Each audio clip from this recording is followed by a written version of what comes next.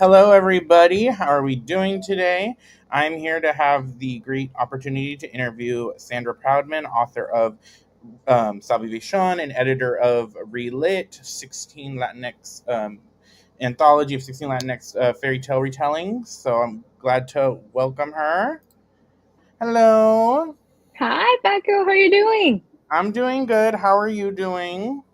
Good, good. I feel like we were just talking about the heat. The Yeah, heat, though. yeah. And This heat summer is. is here. I feel like summer Mhm. is officially here. Yep, and this heat here is killer. And then we have Helen here. Hi. Okay, so let me through these notes. Okay, so my question, I would love to start off with this question: is what started your love for reading slash storytelling? What is your origin story per se? I love that. I love that. And I love this question so much because I feel like sometimes, it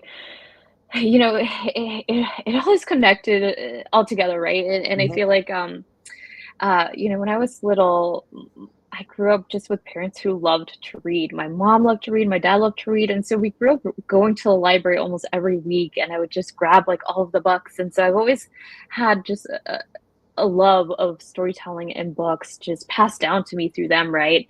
But I feel like it's so funny because I feel like a lot of times we think brown people don't read and black people don't read and people of color just don't read. And I'm like, and I feel like it's something that love was just so instilled because my parents love to read. They're both Mexican. They both immigrated from Mexico here to the United States and carry that love with them and pass it down to me. So I feel very lucky that they always took me to the library and I always got all of the books and I got a chance to just immerse myself in all of these fun worlds that exist through books.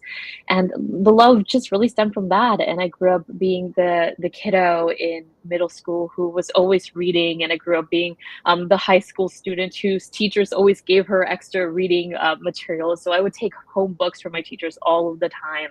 Um, and I just loved it. I loved books and I loved the idea of people being able to write these stories and imagine them.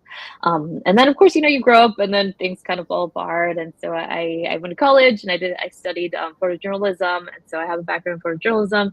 I did minor in creative writing, but it was something where I just never thought it would ever happen. But I remember I did have one teacher, one of my creative writing teachers was like, "Oh, I think you have like potential. Like I can see you actually becoming like an author," and that was really cool to know. And so it all just kind of went one after another, and again, it kind of fell away when I got married. We lived in South Lake Tahoe for a year, and there, it's just kind of you start really thinking of okay, like what do I have to do as a grown up to pay the bills, to pay my own, mortgage and all of that? And the dream kind of faded away for a little while. But when we were in South Lake Tahoe, I worked for the high school there, and we had spring break. And spring break, the staff gets spring break, and we had a whole week to write. And so I just spent the week writing like 100,000 words, and it was like the first time I'd ever written like a full length novel.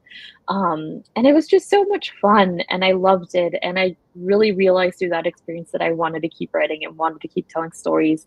I just had to figure out how to actually make it happen, right? And so I started doing all the research that you have to do surrounding publishing and how it works and how to actually get an agent. And then I just started that journey, and I haven't given up. And of course, like it has been like so many years to get to this point, but it is finally here, so it's exciting.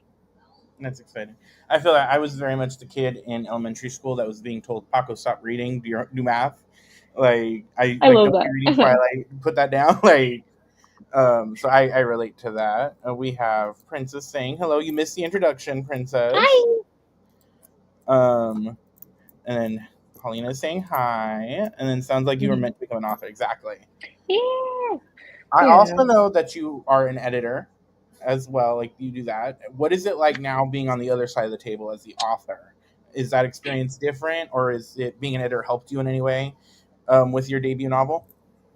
Yeah, I mean, it was really amazing just getting a chance to edit, relit 16 Latinx remixes of classic stories, and it's really interesting being an anthology editor because you're kind of like the first person who sees all of the projects, and it was just amazing getting a chance to work with like, everybody from Soraya Cordova to David Bowles to Amparo Ortiz and Eddie Tyson, and like the list goes on, right? Tori Maldonado, oh my God, Nonica Ramos, Alexandra, Hmm. there was just so many incredible authors that I got to work with, and it was just so much fun getting a chance to do that. But I feel like editing an anthology is a lot different than editing like your work, and it's just like a whole full length novel. And so it was very different in that perspective of, it was really fun getting a chance to see how the editorial process works a little bit more, and um, it was really fun getting to add a little bit of me into everybody's stories, because I was, again, the first person who read all of the stories in the anthology, and I got a chance to give a little bit of feedback to people. Like there were a couple of stories that were really long, and so I helped like trim them down. I won't name names, but there was a story that I think ended up being like 9,000 words, and it was like 9,000 words, and we had to trim it down. But again, those experiences were just so fun to kind of get used to that editorial process and be in that mindset as I kind of go into my own stories and how do I trim down when I need to trim down, how do I expand when I need to expand, and all of that kind of keeps increasing your tool set, right? And I think that's so important with publishing is just, or, with really any profession, it's like, how do you continue to get better and better? That's interesting. I like the just the behind the scenes of it is really cool, especially for an anthology. Like we get a lot in we see edited by, and I feel like a lot of us in the readers worlds don't know like the process that is of that. How was when making Relit? I don't know. Was it your like idea or was it a collaboration of ideas, or where did that like come from? Yeah, I love this question. So for an anthology, so what happens with an anthology is, any author can really have an idea for an anthology, and I worked on this idea with my literary agent at the time, Hannah Ferguson, who has left the teaching but is now an author themselves, and Hannah. Her and I we were kind of. I wanted to do an anthology. I knew I can edit it. I have a project management background, and so I felt very confident being able to do the work. But what an editor ends up having to do, a huge bulk of it, is get people on board. And Hmm. so one of the things that I had to do as an editor was kind of figure out how I was going to balance the anthology. Who did I want to invite to be in the anthology? It's an anthology filled with remixes and retellings, and so who did I think would do a really good job in that sense? But of course, like also like that balance, right? Making sure we had an indigenous author like Ari, making sure we had queer and trans and non-binary folks, and while making sure we had a Black author like Tori and Jasmine Mendez, right? And so that was a huge part of putting this anthology together, was just filling out the list and the balance. And then once I invited everybody and everybody accepted, at least those who said yes, you move forward and you put a proposal together. And so we put the proposal together. Filled with all these incredible names again, and then you take it out on submission as that proposal, and the proposal did include my story, so my story was the first one done. Hmm. And then we sent it out, and 3 months later it sold to Inkyard Press, which was really exciting, who used to be a part of HarperCollins, and Stephanie, who was the editor at the time, who had acquired Relayed. I feel like they just knew like that the list was just that incredible, right? And really fell in love with the project. So I was really grateful to get a chance to slip into Inkyard Press. I think it might have been the last anthology from Inkyard Press. So that was exciting. Yeah, and if you guys haven't checked it out already, check out Relit. It's a great, fun anthology, especially if you're a fairy tale lover. It's a great stories. Your story's great, and it's all good. Yay!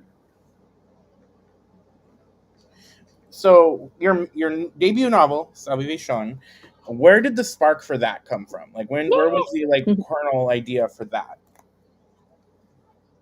Yeah, I love this question because it ends up being um, that. So, gosh, it feels like forever ago already because it's been like 3 years. It's been probably more than 3 years, but a little over 3 years ago, Mara Delgado Sanchez, who is the acquiring editor for Relid, put out a call on social media. It was like, I really want to do like some some ideas that I have, and so it kind of became like a collaborative thing, at least somewhat. And so of course I went to Hannah again.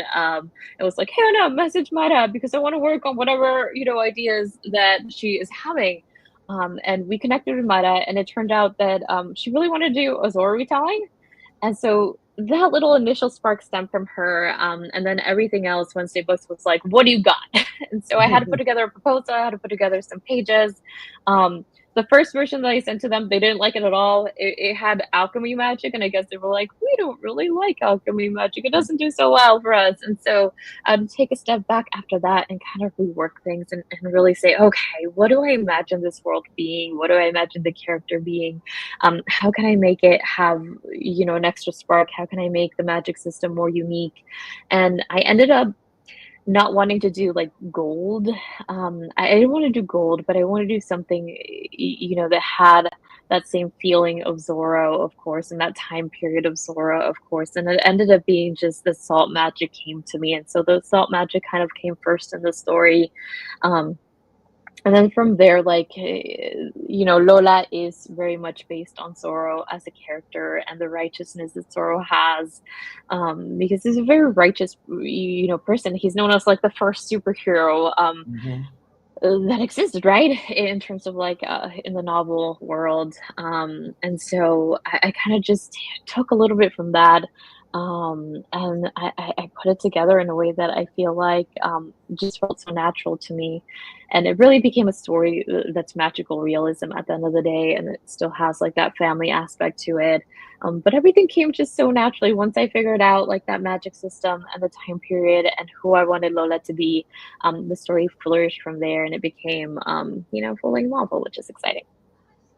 Yeah, going into your magic system, which I loved, it felt very, like you said, you kind of have magical realism vibe to it. It felt very Mexican to me in a way. Like it, her mother to me was giving curandera energy. Yeah. I just really liked it, the Mhm. vibe. Like even the way you were describing, like her hands, like being affected by like the salt, like for a while. I really loved that. Where did that come from? Did you get inspiration from other things for that, or like what? Where was this idea like born from? Yeah, and I think the material kind of like elicited that, right? Because I feel like they didn't start off as working a working class family, and then they kind of became a Hmm. working class family, right? And so the minds themselves are like it's very, very incredibly difficult work to work in mining, right? And so much of it came from that idea of how difficult it is actually to mine San Negra, and for her father and her brother, they end up being the ones that are mining the San Negra, and then her mother is using it as a curandera, to your point, to heal the sick that come to them to be healed and who have heard of this magical healing salt. Um, and I think the idea is that everything is so hard to work with, right? Like the materials is still difficult. Like it still kind of affects her hands of having to grind the salt because they have to grind this. I had to do research with like the historical time period of like how do they actually grind salt during this period, and it has to be like a manual process at that point. And so a little bit came from that, and just the idea that magic also has to have a negative. And I Hmm. think in the original version, it was actually that like she had actually been taking like it kind of became like I think in the very first version, it changed along the way, but I did keep that portion of it of the salt still affecting her hands, but there was like a little bit of an element of like the magic was kind of like a drug sort of Mm, situation, with her having to like continually take it for pain. yeah. Um, and that like stayed a little bit to that point. But I think in the first version, it was a lot more of like her mom was constantly in pain, and so how to keep taking the Sanega to heal her wounds. And that again, it faded away, but I think it did stay in terms of her still using it to heal her hands constantly. Yeah. Um, I really loved your family dynamics you had in the book, like especially with her and her older brother, which I feel like we don't see a lot in YA of sibling dynamics unless it's like a sibling book, if that makes sense. Like, because this is like Yes. that's the main thing. But I really did like that strong bond they had, and it was strong. It had some messiness to it, but I really liked that. If you want to talk any more or anything about them, our siblings.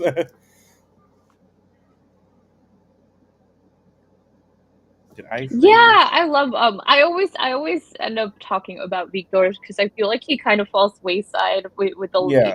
with romanticy being such a big thing. I feel like Victor gets pushed aside of like he's only the brother. But I love Victor Lepine. I love the relationship that they have because it's really Salvacion. Again, he's not even mentioned in like the thing, but he is a part of Salvacion as a whole in this concept of Salvacion as a superhero because Lola is kind of like the front facing portion Hmm. of Salvacion and Victor is like the back facing. Like he's very hidden. He's usually in the mountains holding a rifle, just making sure that she's doing okay and who they're trying to get out of town makes it out of town, and so he's definitely always hiding. At least that's like part of his character arc at the beginning. Is just not always wanting to um be the face of Salvacion, but he very much is, and I feel like without him, Lola wouldn't be able to feel confident enough Hmm. to even put on the mask to some degree or feel like she can be the person who she wants to be. But because Victor La Peña at the end of the day always has her back, um, she feels like at least somebody is gonna have her back when it comes to what I wanna do and what I wanna achieve, as a person and for my Oh, I'll play this.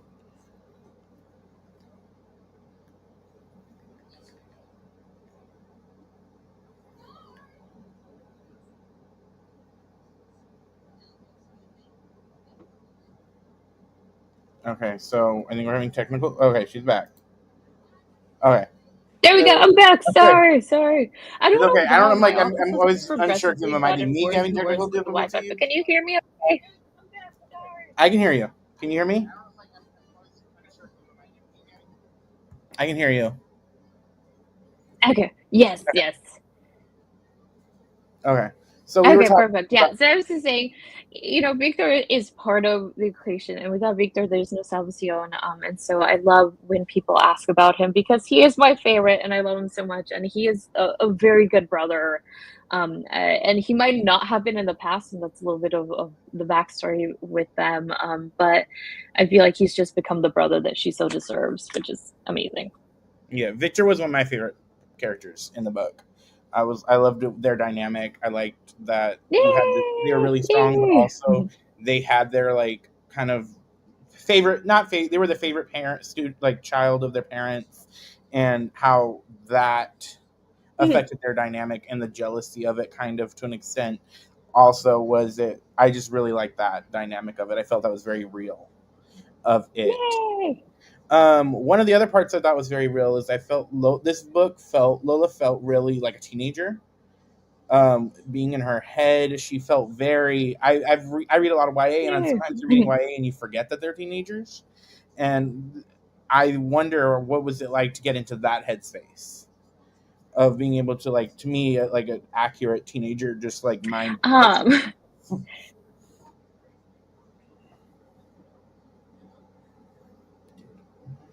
It's so funny just saying like, "It just came natural." That's how I normally think. But no, but I feel like, again, I feel like if you know the character and you know, like, the age he's supposed to be, right? It's not just gonna be like rainbows and butterflies or easy or etcetera, and I feel like, because I've worked on YA for so long, like, I love just reading. Likewise, like, I read so much more YA than adult almost, since Mhm. I feel like it almost comes natural to do that YA voice versus, the adult voice. I feel like I would have to work a little bit more on it or read a little bit more adult work than I usually do, because so much, it's like 80% it has been YA for years and years and years as I've tried to get into publishing, right?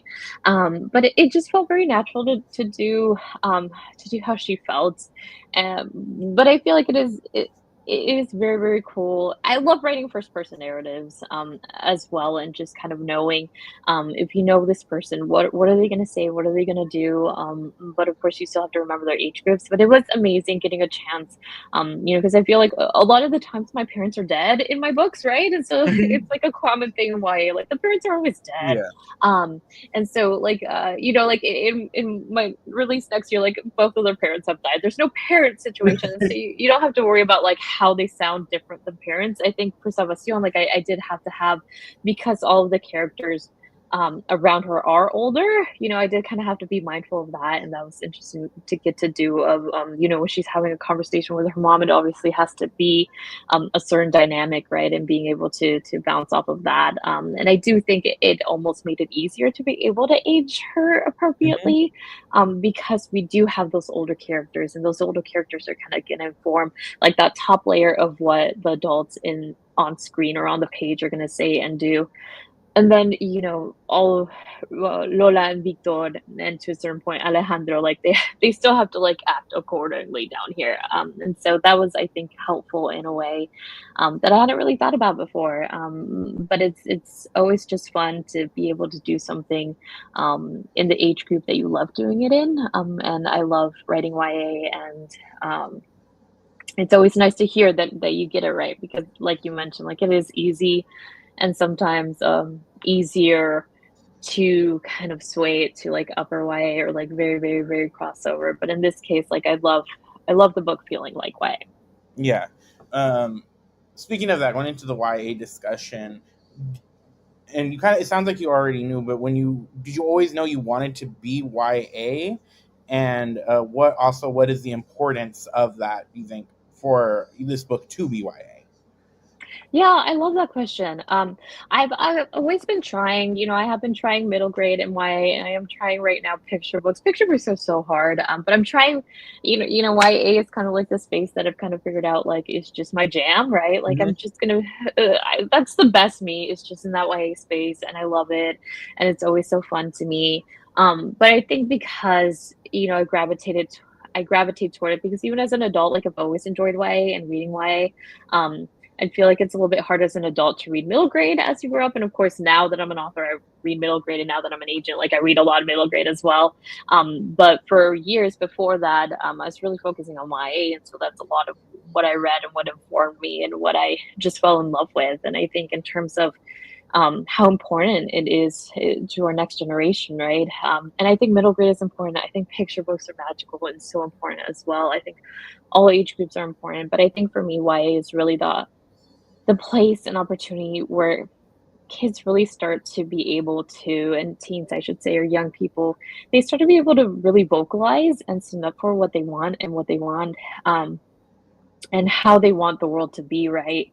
And I think that being able to empower that has always felt so special to me, because a lot of my characters, like Lola, they're really meant to be somebody who kids can say like, oh, I want to be like this person, right? Like always speak my mind, always fight for what's right. And I feel like the teen space is just the space to do that in a way where it can have like an impact on our society within like a few years, right? The kids Hmm. who are 17, 18, they're going to be 21 very soon, and they're going to be able to vote very soon, and they can again start being a lot more vocal. They can you know, we've seen teenagers walk out of schools Hmm.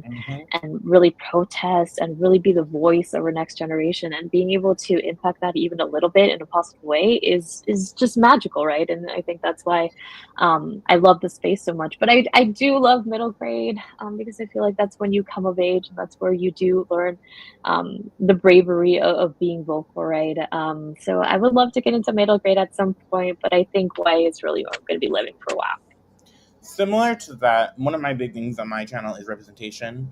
As one of my main, like, I love one thing I love about YA right now is the amount of representation in it. I love that I can. When I was growing up, I couldn't go into the bookstore and see characters that look like me, but now my nieces can look at characters and look at your Mhm. book exactly and see it.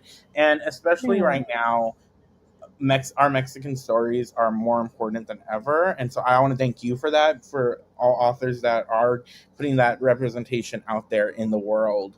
Um, that I just think it's so important. If you have any thoughts on that or anything you want. Yeah, and you know, one of the reasons it's very easy to just say like publishing is too hard. I'm just gonna like stop doing it because it can be stressful. It can be all the time. It can be XYZ, right? And so you really have to have like a passion for not only writing but wanting to be in actual publishing, and for all its faults that it has. And one of the reasons why I wanted to become an author, and I tried and tried and tried and tried and worked so hard was because I knew the statistics, right?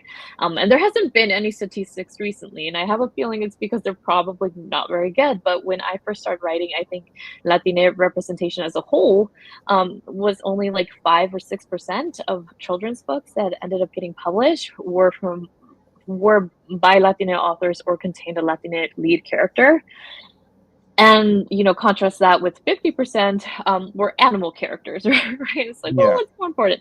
And to your point, like we've seen it, it's been amazing to get the chance to see that percentage go up. And I think the most recent numbers, I think, were between 9 and 11% were Latina books, which was really exciting because Latina young people, 1 in 4 young people in the United States are Latina already, right? And so I think being able to, for Latina, the public being able to see themselves in books is so important because I, like you, I grew up and I didn't see those books. And when I first started writing, like many other people, we were writing white characters because we thought that's the only Hmm. thing that we could do. And I think it was just so amazing to have people like Soraya Cordova again, and David Bowles and Lillian Rivera, and all of the authors who are these veteran Latina authors who really put in the work for us and who really allowed us to build in the space has just been incredible to see. And as a literary agent, it has been incredible to be able to support that as well and to be able to bring all of the marginalized authors onto my list because that's something that's really important to me as well. And what's even more exciting is that 2 of the very first books that are going to be published that I was an agent of are Mexican books. And so we Mm. have Lost on Doll Island by my client Cassandra Ramos Gomez, which is a middle grade horror coming out in just a few months. And then early next year, Estella and Drowning is a beautiful issues driven uh, combination of verse novel and prose that were comping to like Elizabeth Acevera, and that's The Soul and Drowning by Renee Peña Gobea.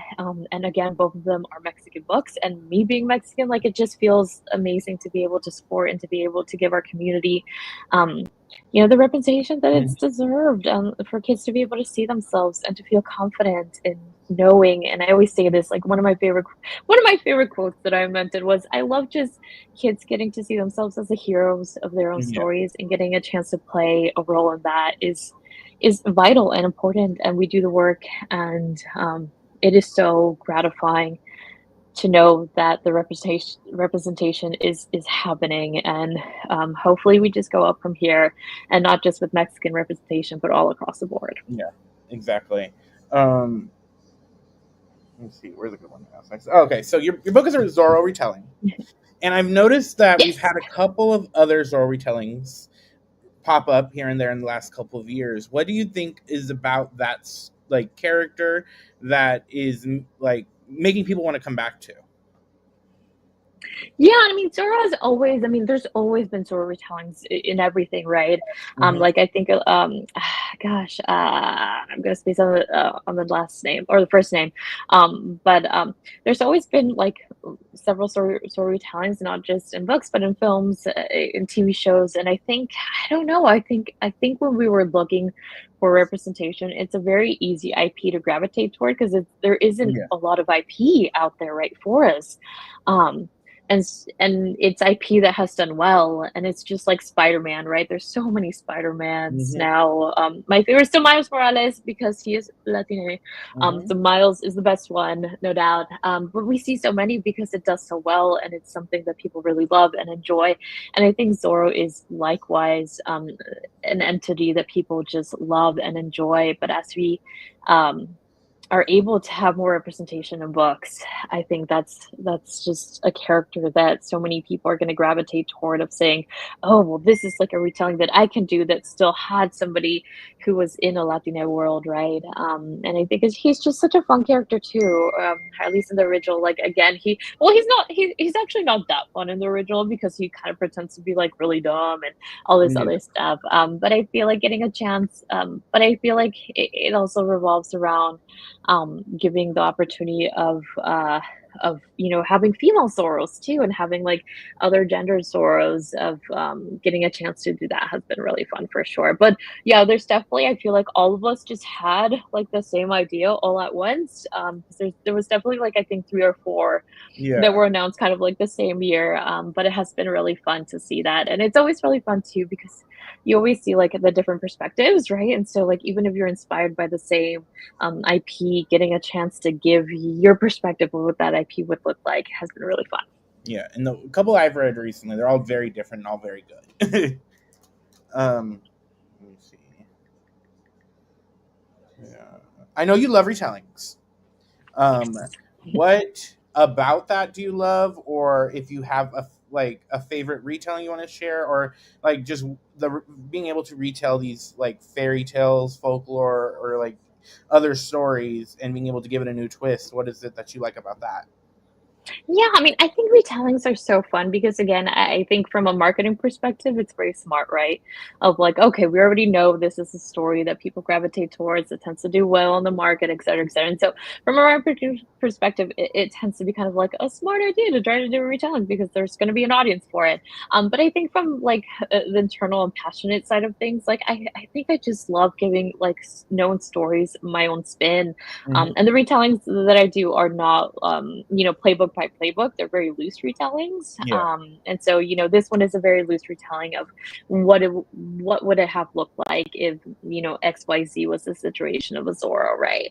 The next retelling that I'm going to do, we haven't announced yet, but it's also going to be not my book for next year, but the book for 2027 is going to be another retelling. And it's going to be such a good one. I'm so freaking excited about it. I think people are going to be really excited about it as well. But it's a completely different take on this world, right? And what it could be with a Latina character and a Latina perspective. But again, still having like hopefully to some degree that emotional tie-in of it still feeling like something that could be revolved around the original. And and it's just fun getting to do that. And one of the things that I'm doing with the one for 2027 is that I'm actually every single chapter header is going to be a quote from the original, Ooh. and then I'm gonna tie it in into the actual chapter. And so I feel like getting to do little things like that is really fun too, of giving it like your own spin.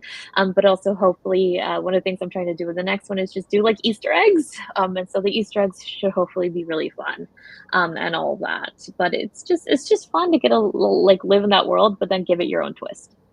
We have people excited for the 27 Yes, yes. release. Yeah. A question from Princess is: if you did write this book in the adult genre, do you know if you would have added anything or taken anything out, or what you would have done different if you know those on the top of your head? Oh, yeah, I love this question, and I think I would have been able to just, expand it so much more. The book isn't, it's like a pretty average range, but I think, I probably would have been able to get it into like, the 130 range, 130,000 word range, and I think I would have just expanded it to perhaps be, like the perspective of her mom and her. I feel like that could have been really Oh yeah. interesting to do, because I feel like the mom has like her own story, and there has been times where I was like, man, I should do a spin-off, but like with her mom, but like in the adult world, because that would be really Ooh. cool, and maybe I'll interesting. And take. so I think maybe like that perspective would have changed a little bit from Lola to her mom, or at least have both of them combined. And then I do think there is like a little bit of gore in Salvacion, but not to like the extreme. Mhm. There's like a little bit of romance, but not to like the extreme. And so I think I would have probably have to build a little bit more on that. Something that maybe I would have taken out. Ooh. It's so funny. I feel like everybody always has like the same qualm with Salvacion, and that's like Lola's like the only young person. How come people don't know that she's Salvacion? And so I feel like I feel like I would have figured that out a little bit better. Would probably be like the one thing that I would change. Because I really hadn't thought about it, and it's so funny hearing everybody being like, "No, duh," and I'm like, "Oh man," but I was too busy, keeping the historical Yeah. elements of like there really aren't going to be a lot of women in mining because it's such hard work, that you kind of closed off to other things. But I think that's probably what I would change on the backside. But everything else I think I would keep. Like I love the salt magic aspect. I would just try to grow it a little bit larger. Okay. we've already talked a little bit about your 2027 release. What are you having coming out next? I know you've announced it. You want to share Yes. anything, or you could tell us without like a red dot appearing from the. Yeah, we announced so my next book for next fall is going to be called Love in the Oasis. It's a dual perspective dystopian romance Ooh. with Latina leads, and it takes place um, both in this world called the Wasteland, which is a post-apocalyptic San Francisco, and half of it will take place in this place called the Oasis, which is um, the last safe havens in the world, in this post-apocalyptic world. And the way that you get into the Oasis is by a lottery system. And at the beginning of the book, one of the characters is going to win the lottery, and they're going to be split up, at least for a little bit of time. And the chaos that just ensues by love of or an act of love is really what the story is about, and figuring things out in this post-apocalyptic world. But I'm so excited about it because it's actually a world and characters that I've been working with for 10 years. But dystopian, Ooh. as we Okay. know, it like, It's and back. so this is the world. Yeah. So once that happened, we kind of had it in our back pocket. So Hannah and I never took it out, and I had it in my back pocket. And every year I would take it out. I would take the manuscript out, and I would rework it a little bit. And again, every year I would just go back to it and go back to it and go back to it.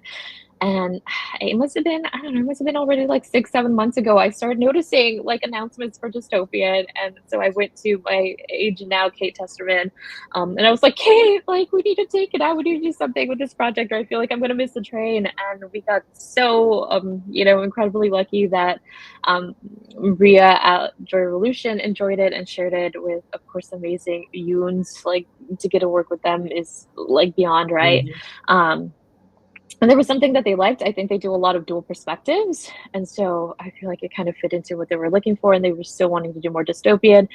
It is completely different now than its original version. And so I did sell it on an R&R, and it has been really interesting to get a chance to do that. But the characters are the same, the world is the same. Chapter 2 is my favorite chapter that I have ever written, ever.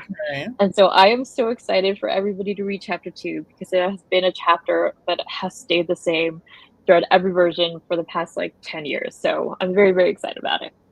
That that doesn't have a release date yet, right? Or it just No, no, yeah. it has fall, just fall. Okay. Fall 2026. So keep an eye out for that. I am for that. I enjoy dystopian to an extent, but you're hearing yours. I'm like, okay, I actually want to read this one.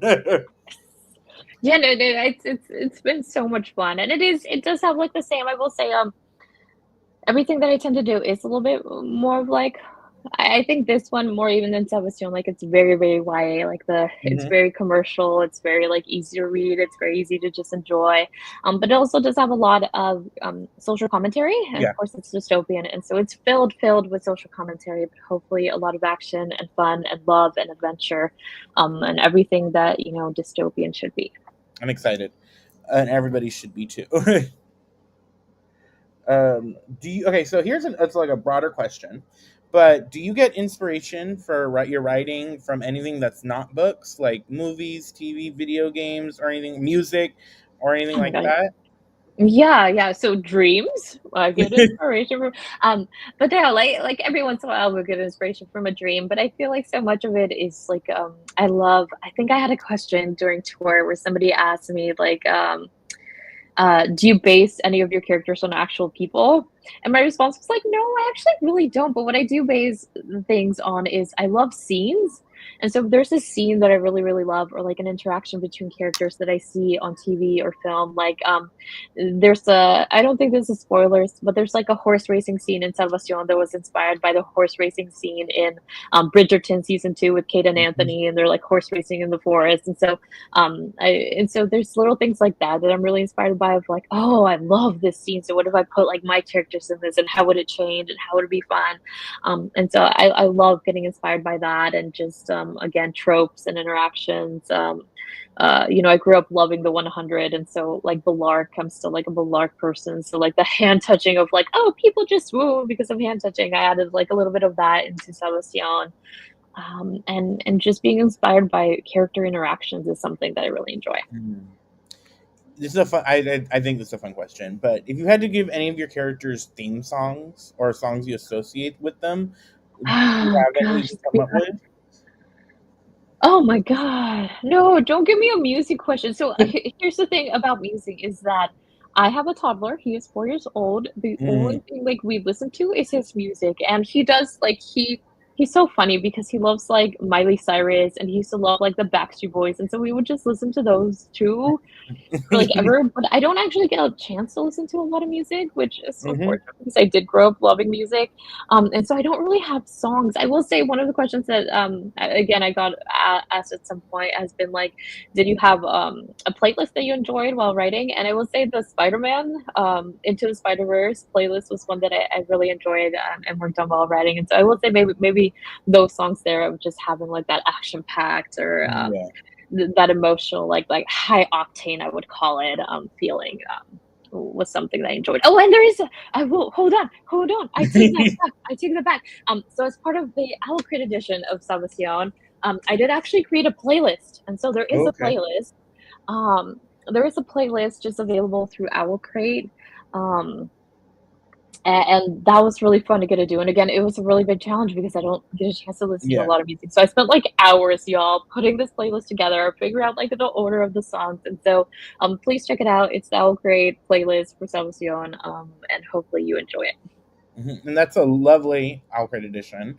I think you hit the jackpot with that. It's gorgeous. Yeah. Um, let's see here. Okay, if you had all the power and the money to make an adaptation of the book, what would you do? Would you do it animated? Would you do movie, TV show, or do you have any like dream casting for it? Yeah, so I think I would definitely do a TV show, I feel like TV shows are kind of like the thing now, but I would love just to, again, be able to expand on the world.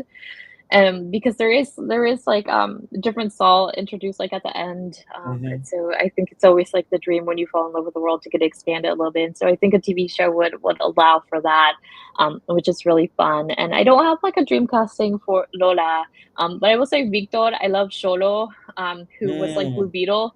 And yeah. so I always call him out because I'm just like, I would love him to be Victor. Again, Victor is like one of my favorite characters in the book. And so I had him as like my dream cast. But I think for Lola, there's just so many amazing Latina actresses right now.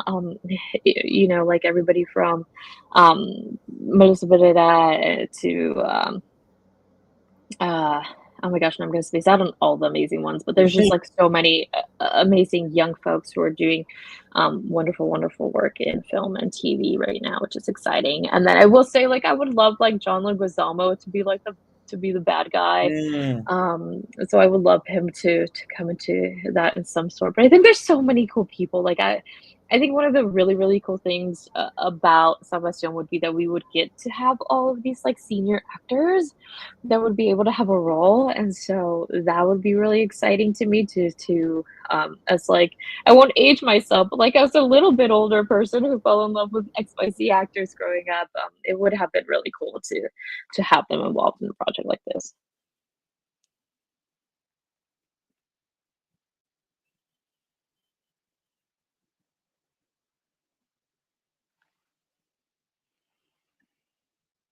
Oh no, and I think I might be frozen. Am I frozen?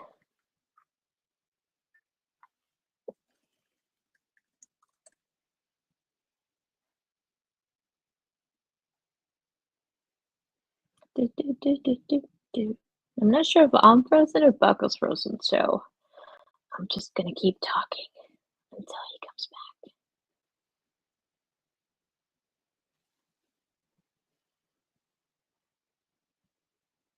No, what am I being frozen?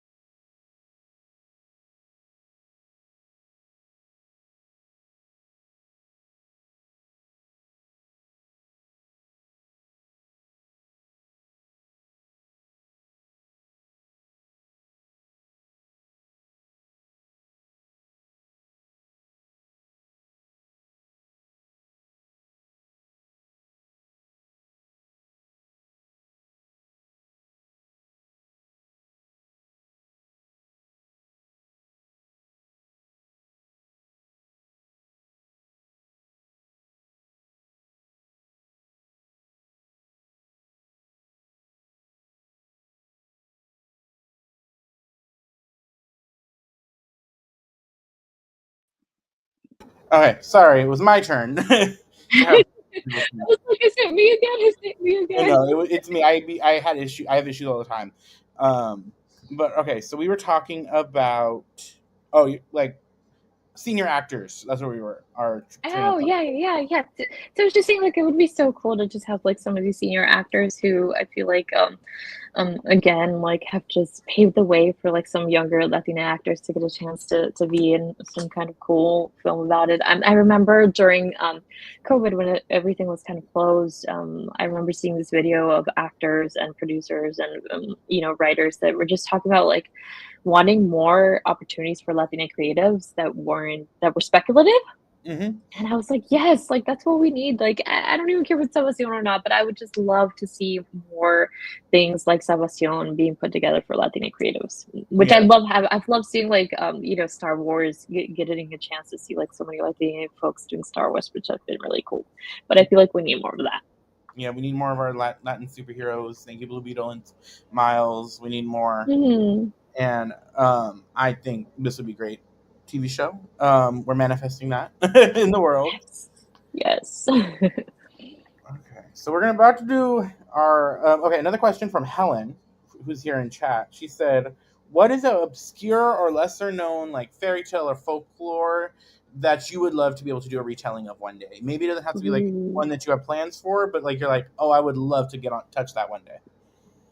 Yeah, yeah, yeah. I love this question because I feel like I do sometimes like go in and I do like research of like, oh, what retellings are there? What do I want to do next? I do know what retelling I'm gonna pitch after my 27 one, which I'm really, really excited.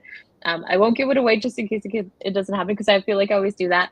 Um, but I think one of the ones that I've always found really cool is just like I don't even remember what it's called anymore, but it's kind of like one of those Greek mythology retellings where it's like the sun and the moon, Mm, sort of thing, which I think would be really cool. But I also do think it would be cool to do in terms of like Greek mythology. God, I can't remember what they're called, but do you know about like the three sisters where one of them is like cuts your the fate. fate and the other one's like, yeah, the three, I guess they're the Yeah. three fates, right? Yeah, yeah. Yeah. So I would love to do something like that. I feel like that would be really cool. Ooh. I mean, I'm gonna say take my money now. Okay, we're gonna go into our lightning round. So, Ooh, okay, I'm who's ready. favorite masked heroine or masked hero? Oh, ooh, and they have to be masked? Yeah. I mean, Zorro. I mean, obviously Lola. Yeah. Lola would be my favorite. Let me think of somebody else who's masked though. Who's masked? Well, I think Blue Beetle. Like, I have to say Blue Beetle because I feel like Shola did such a great job with him, and I believe that he is masked and also Mexican. So I'm gonna go with Blue Beetle. Okay, that's a good one. Okay, well then, favorite non-masked hero. Ooh, so just like a superhero in general. Oh, that's a hard one. I feel like I like so many of them that it's hard of like I'm trying to think of like so growing up like I loved Jubilee, so X-Men Mm, like I used to love Jubilee growing up. So I have to go with like Jubilee. I feel like they did her wrong in not including her ever really in the story because she was such an important character into the original one. So I would love to see something done there. That would be fun. okay, well, that's fun. I love Jubilee's always fun. Favorite retellings. Ooh, that's a good one too. I mean, I love like a lot of retellings, but I love everything by A.M. Macklemore. And so Mm, Emery did Blanca y Roja. I love Blanca y Roja. I love everything by her. Everything in Relit, obviously, is one of my yeah, favorite retellings. Every short story there was just incredible. Again, to get a chance to see. I love Gabe Goldnovea's retelling for. Pride and Prejudice, right? Yeah, Pride it and is. So, Prejudice. Yeah, yeah. And so I think that's just to name a few, but I feel like we need even more of them. I love like I think there's been like some Alice in Wonderland retellings that have been really amazing too. always, And those have been really fun.